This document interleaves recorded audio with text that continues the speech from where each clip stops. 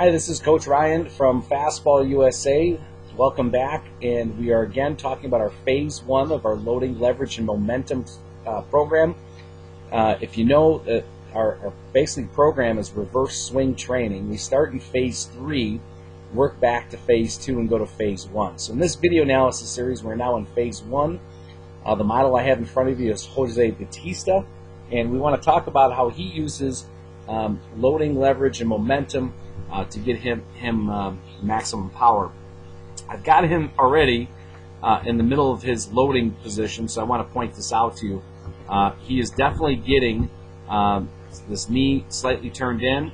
His heel is leading the way, so his front toe is turned in, and even the shoulder at this point is tucked in, which starts to create, of course, the hip, which starts to create that loading phase. And again, I've explained this in the past by pretend like each arrow represents a set of tubing, and the catcher's actually pulling it back hard backwards to kind of try to coil him up. At the same time, though, he's creating an angle from his back foot to his head at roughly at about 70 degrees, 71 degrees.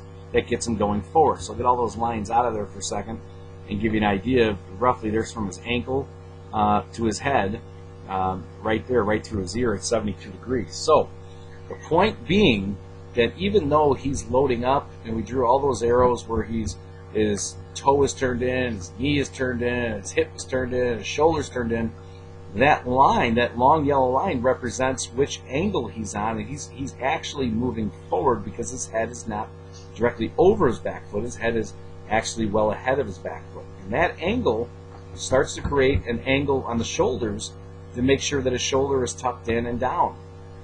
So there's forward momentum going here at the same time that there's coiling and loading going on. So this is the loading and creating leverage part of the swing. And even as he starts to move forward more, and he's going to move forward more, you'll see the knee, hip, shoulder all stay tucked in. At this point, he's also still leading with his heel, or even right before foot plant, leading with his heel, and then he's going to pop the hip open. So there's definitely a forward coiling up, and he's holding tension off his front side before that tension is all released into the baseball. So when you think of the loading leverage phase, think of it as what can I do to gain maximum momentum into the ball. And it's not about necessarily moving faster, it's just taking care of physics. The angle of his body says he's got his top half moving forward. The angle of his body also says that his front side stays closed. Those two things are absolutely crucial. Now, of course, Bautista is in a more of a higher leg kick guy, but even as he moves forward and his foot gets closer to the ground, you still see the knee in, the heel leading, the hip in, the shoulder in, and then he's able to release all that tension into the baseball. And again, this phase, to be quite honest, is a huge focus for our hitters in terms of creating more power. In the past year and a half or so, we've had 45 hitters hit a baseball 90 miles an hour or more inside our academy. And then just this past year, we've had a couple exceed speeds of over 100 miles an hour of ball exit speed. I think this phase is a huge part of it. So make sure that you're practicing and developing your own momentum in your own loading phase to make sure you're loading but still getting momentum going forward for your hitting.